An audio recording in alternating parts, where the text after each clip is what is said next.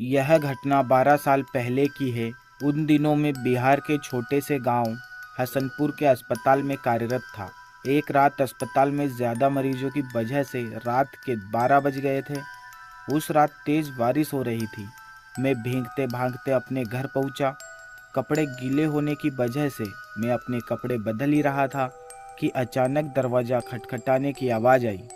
मैंने सोचा इतनी रात को कौन आया होगा।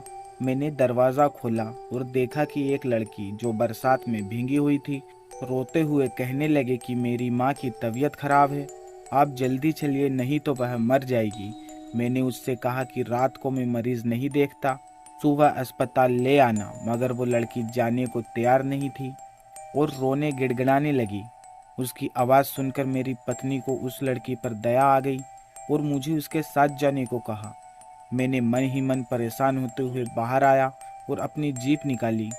सुनसान रास्ते से होते हुए वो लड़की मुझे 5-7 किलोमीटर दूर एक दूसरे गांव में ले गई। मैंने सोचा कि ये लड़की इतनी रात को मेरे यहाँ कैसे पहुंची, लेकिन मैंने इन बातों की तरफ ध्यान नहीं देते हुए एक मकान में पहुंचे और वहाँ उसकी माँ बीमार पलंग पर लेटी थी।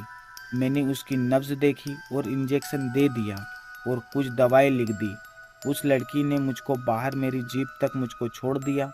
फिर मैं घर आ गया। अगली सुबह मैं जब अस्पताल के लिए जाने लगा तो सोचा कि रात वाले मरीज से मिलता जाऊं, थोड़ा सा चक्कर ही पड़ेगा। ये सोचकर मैं वहां गांव में पहुंचा। मैं रात को जिस मकान में गया वो उस जगह पर मुझे नहीं दिखा। मुझे उस जगह पर खंडर नजर आ रहा था।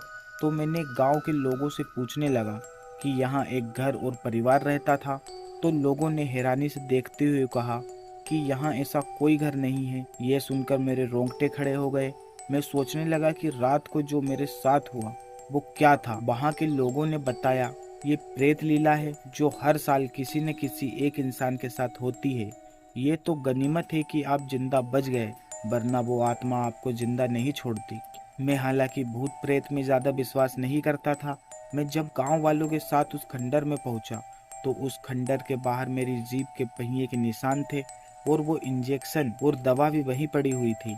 मैंने बिना लोगों से और बातें किए फिर से घर लौट आया। घर वालों को सारी बात बताई। उसके कुछ दिनों बाद मेरा तबादला दूसरे गांव में हो गया, लेकिन उस रात की घटना के बारे में सोचकर आज भी मेरी रूह कांप जाती है।